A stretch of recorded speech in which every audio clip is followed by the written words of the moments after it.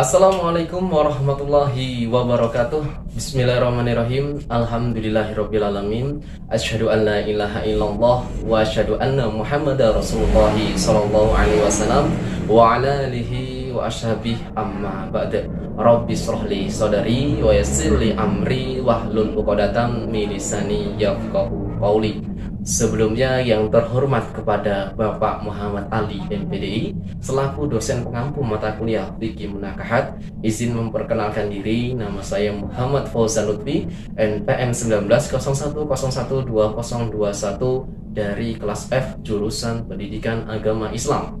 Baik, di sini saya akan menjelaskan beberapa materi terkait dengan MK Fikih Munakahat, karena dalam video kali ini adalah untuk memenuhi tugas ujian akhir semester dari MK tersebut atau MK Fikih Munakahat.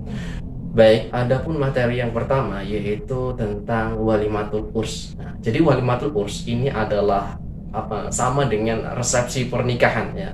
Jadi seorang ketika laki-laki dan perempuan, mempelai laki-laki dan perempuan menikah, sebagai tanda rasa syukur seorang suami mendapatkan, seorang pria mendapatkan istri solehah itu, maka dia membuat kegiatan, membuat acara resepsi pernikahan. Jadi tujuan dari walimatul urs ini bukan tujuan yang jelek atau tujuannya untuk berfoya-foya, untuk hebat-hebatan, buat acara besar-besaran gitu. Nah, tidak seperti itu tujuannya. Adapun tujuan dari walimatul urs, resepsi pernikahan ini untuk mengumumkan kepada saudara kita, kepada tetangga kita atau lingkungan masyarakat sekitar bahwa seorang laki-laki dan perempuan itu sudah menikah, agar tidak ada pemikiran yang jelek gitu. Dan juga walimatul urs ini merupakan sunnah Rasul juga. Rasulullah Shallallahu Alaihi Wasallam juga memerintahkan kepada umatnya, kalau dulu ya kepada sahabatnya, ketika seorang sahabat itu meminang seorang perempuan lalu sudah menikah, maka Rasulullah untuk memerintahkan memotong kambing lalu dibagikan kepada tetangga dan saudara-saudara kerabatnya gitu, agar dia tahu. Dan juga tujuannya yaitu untuk mengetahui untuk mewujudkan rasa syukur ya kepada Allah karena telah dikodarkan mendapatkan istri yang solihah. Karena dengan mendapatkan istri solihah itu menyelamatkan dirinya dari separuh agamanya. Itu merupakan kenikmatan juga. Maka sebagai tanda rasa syukurnya ya, saya mengucapkan alhamdulillahirabbil alamin, dan juga dalam prakteknya diwujudkan gitu, yaitu melaksanakan walimatul urs. Nah, dalam walimatul urs juga ada beberapa persyaratan ya yang sesuai dengan Islami gitu. Yang pertama yaitu, jadi dalam acara walimatul urs itu semuanya harus tertutup aurat. Itu yang pertama, harus tertutup aurat ya, laki-laki dan perempuan ya, memakai pakaian yang sopan gitu ya. Tertutup aurat juga termasuk memakai pakaian yang sopan. Jadi jangan sampai di situ mengundang seseorang yang di situ sangat terbuka ya, tidak tertutup auratnya. Misalkan kalau dalam budaya gitu, di lingkungan masyarakat kita, sekitar masyarakat kita pada umumnya, ketika membuat acara, misalkan ada panggung atau orang yang menyanyi gitu. Nah, biasanya biduannya tersebut itu ya pakaiannya sangat terbuka. Nah, itu ketika kita mengundang kepada orang-orang Islam, kepada orang-orang di sekitar kita, orang Muslim. Nah, lalu mereka duduk gitu ya. Nah, kan tidak menutup kemungkinan bahwa ya namanya mata yang melihat ke depan, sehingga dia saling mendosakan. Orang yang melihat dosa gitu, yang membuat acara tersebut juga ya dosa. Maka setidaknya dalam acara tersebut ya sesuai dengan Islami ya harus menjaga ya semua yang diundang dihimbau untuk saling menutup auratnya ya, terutama tadi yang misalkan ingin mengadakan panggung ya ditutup auratnya. Itu yang pertama. Yang kedua itu ya saling menjaga penglihatan ya, walaupun sudah dihimbau bahwa semuanya suruh menutup aurat, nah penglihatan pun ya tetap dijaga, jangan sampai di situ jelalatan gitu, matanya kemana-mana, melirik kemana-mana gitu ya. Yang ketiga yaitu yang obrolkan gitu. Yang dibicarakan adalah sesuatu yang baik. Nah, yang dibicarakan adalah sesuatu yang baik. Jangan sampai di situ merupakan misalkan acara teman gitu, teman yang menikah lalu mereka kumpul semua temennya. Nah, di situ biasanya orang itu terlepas dalam perkataan. Nah, tidak saling mengomongkan orang lain. Nah, menjelek-jelekkan orang lain karena saking ngobrol sesama teman itu gitu. Mungkin di situ alumni gitu berkumpul lagi gitu, lalu ngobrol bersama, gimana nih, apakah sukses kamu orang lain, lalu membicarakan satu sama lain, lalu kok ketika itu salah omongan, membicarakan teman yang jelek. Nah, itu tidak dibenarkan, bahwa ketika acara tersebut, acara resepsi, kumpul di situ, itu tujuannya satu gitu ya. Ya kalau mau ngobrol silahkan gitu, silahkan, tapi obrolan dengan obrolan yang baik. Nah, gitu. Itu untuk walimatul urs.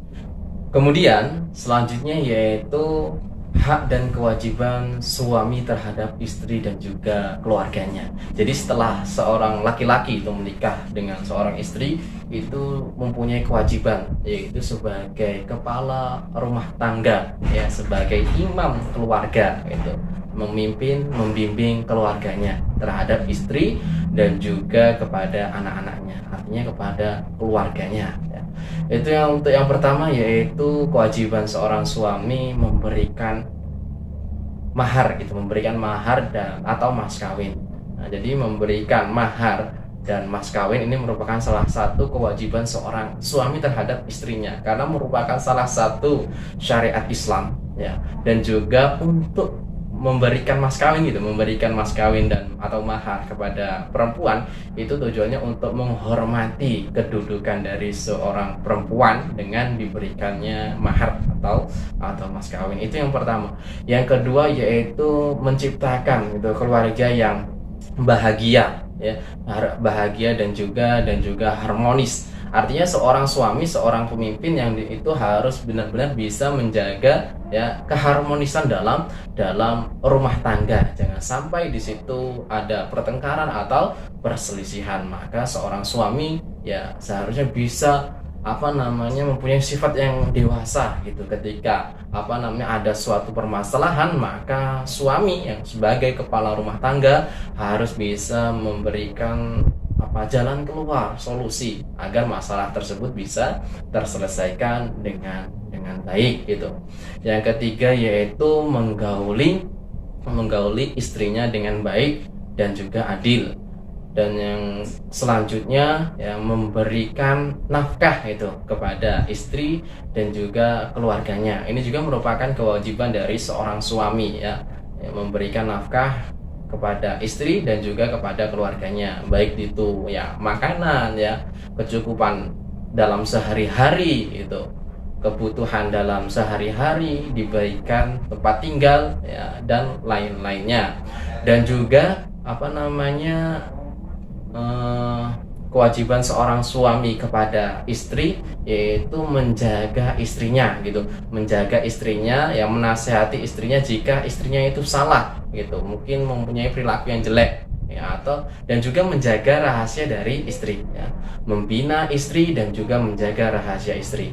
Jadi kewajiban seorang suami juga membina kepada istrinya ya, namanya seorang perempuan, namanya seorang istri yang juga merupakan manusia, tidak luput dari kesalahan gitu, tidak luput dari kesalahan. Maka ketika seorang istri itu salah dalam perilakunya jelek, maka seorang suami itu mempunyai kewajiban untuk membimbing istrinya ke arah yang lebih baik dan juga menjaga rahasianya. Toh bagus kalau misalkan seorang keluarga itu saling mengingatkan ya, ketika istrinya salah, mungkin lupa, maka seorang suami akan mengingatkan kepada istrinya. Ya sama, ketika suaminya juga mungkin lupa berbuat suatu kesalahan, maka istri pun akan mengingatkan kepada suaminya gitu. Maka ketika saling mengingatkan, saling memahami satu sama lain, maka insya Allah ya keluarga itu akan harmonis. Yang selanjutnya kewajiban seorang suami terhadap istri yaitu tidak boleh berkata kasar gitu, tidak boleh berkata kasar. Nah,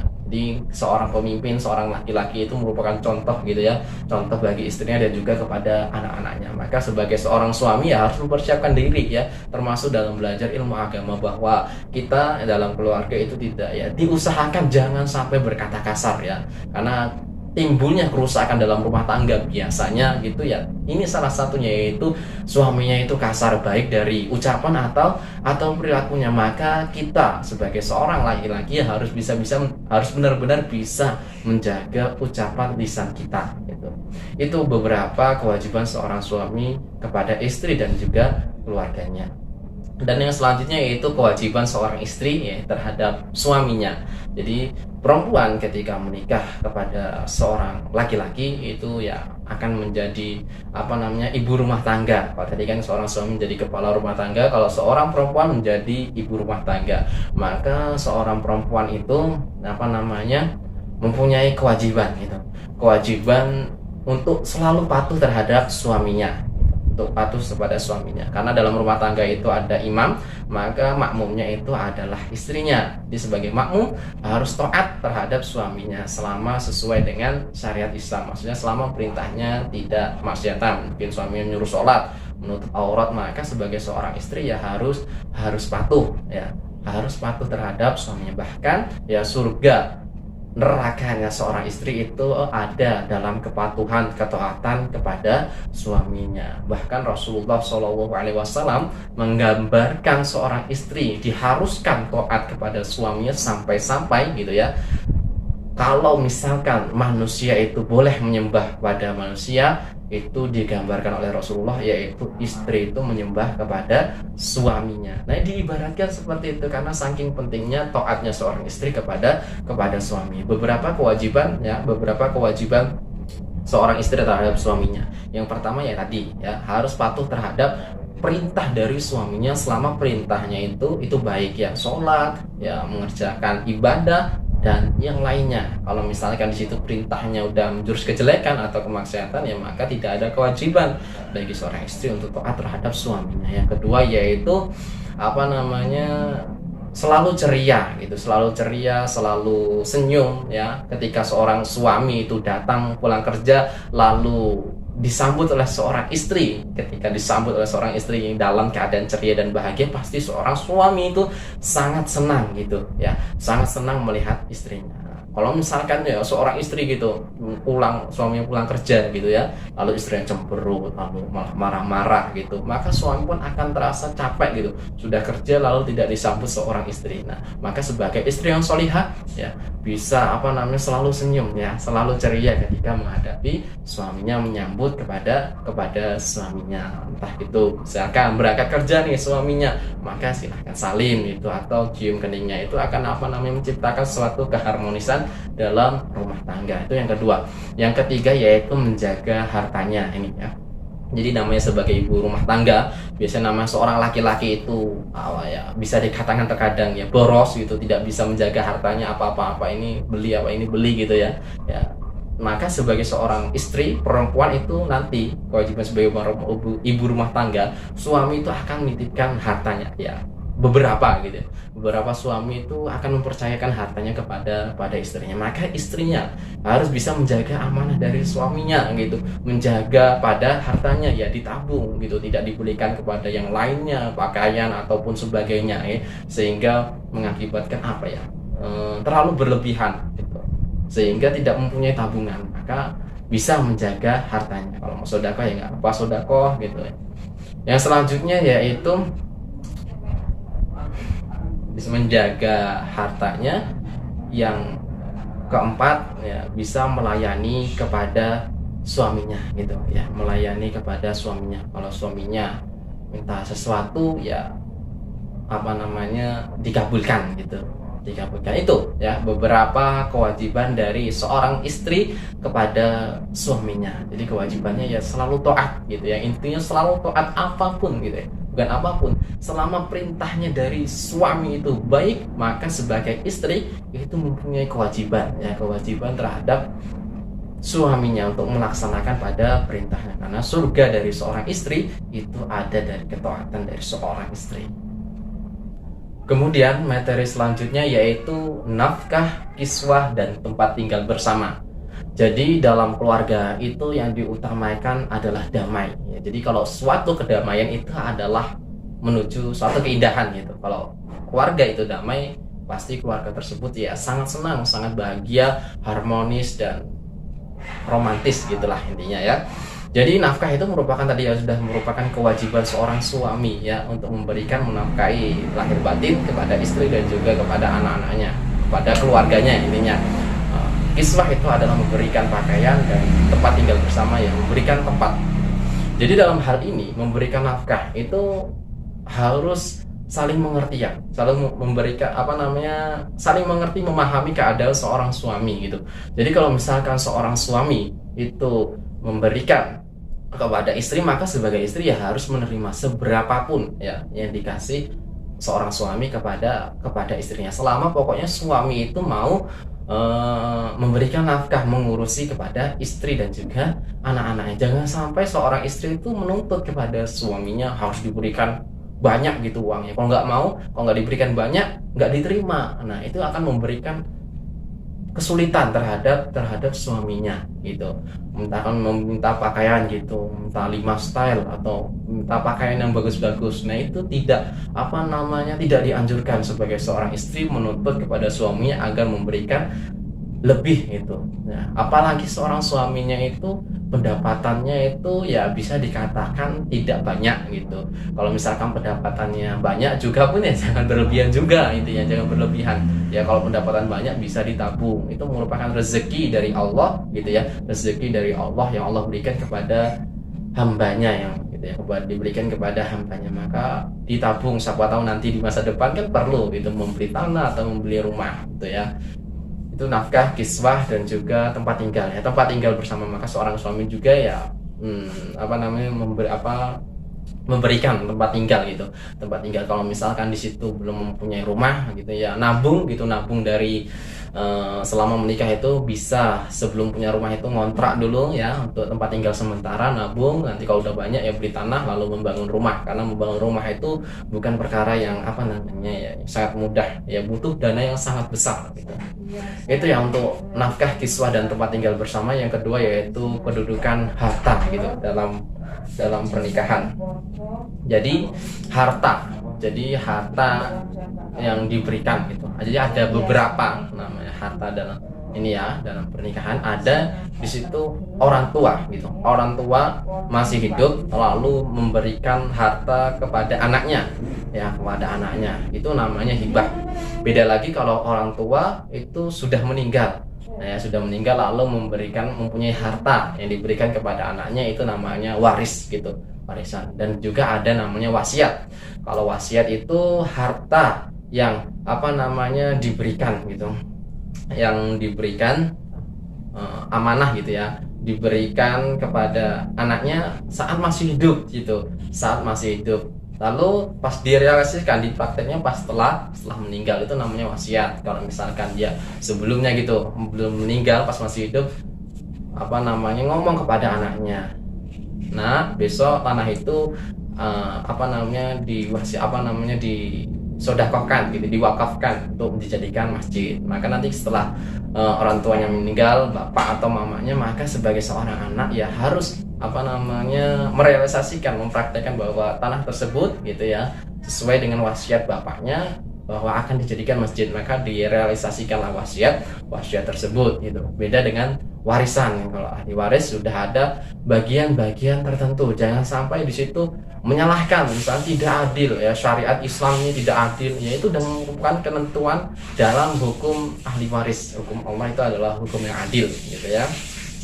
Allah hibah juga ya, hibah memberikan sesuatu kepada anaknya. Yang selanjutnya yaitu materinya hukum menikahi orang yang berzina. Jadi hukum yang menikahi kepada orang yang berzina gitu ya, boleh gitu selama orang yang berzina itu ya benar-benar taubat gitu ya, benar-benar taubat, tidak mengulangi pada hal tersebut. Tapi nikahnya kepada pria yang lain gitu, bukan pria yang dia melakukan zinanya, itu tidak boleh ya, itu tidak boleh ya. Kalau dia orang berzina menikah sama-sama orang yang melakukan zina, nah itu maka nanti kalau dia menikah hukumnya ya akan zina terus. Maka perempuan harus mencari pria lain yang baik gitu ya, yang baik. Nah itu boleh gitu. Mungkin yang laki-laki itu kasihan pada anaknya, kok anaknya nggak punya ayah, maka gitu laki-laki yang baik dan perempuannya juga mau tobat, yang situ mau tobat ya nggak apa-apa, mereka boleh untuk menikah gitu.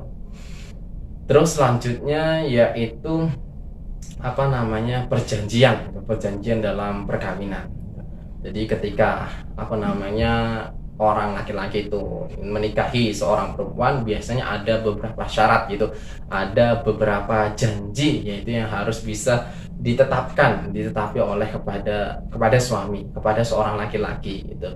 Misalkan gini, seorang istri itu biasanya tidak mau kalau misalkan dicampur gitu dalam satu rumah kepada mertua atau ibu bapak atau seorang laki-laki. Nah, laki-laki itu sanggup menyanggupi sebelum menikah dan ingin melamar gitu, menyanggupi bahwa nanti akan diberikan rumah gitu, akan menjadikan rumah gitu. Nah, suatu ketika misalkan ternyata ibunya tinggal sendiri, ibu dari suami ini tinggal sendiri, dan seorang suami itu kasihan, lalu seorang istri itu akan diajak untuk menemani ibunya. Ya, seorang istri itu berhak untuk menolak gitu berhak untuk menolak dari ajakan suami, karena itu udah merupakan perjanjian gitu ya, perjanjian dari suami saat pernikahan gitu ya. Tapi ya intinya saling memahami saja gitu, antara seorang suami dan istri bagaimana baiknya.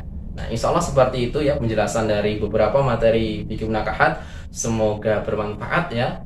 Dari saya cukup sekian, dan mohon maaf kalau misalkan terdapat kesalahan dalam penjelasan saya. Saya akhiri, wassalamualaikum warahmatullahi wabarakatuh.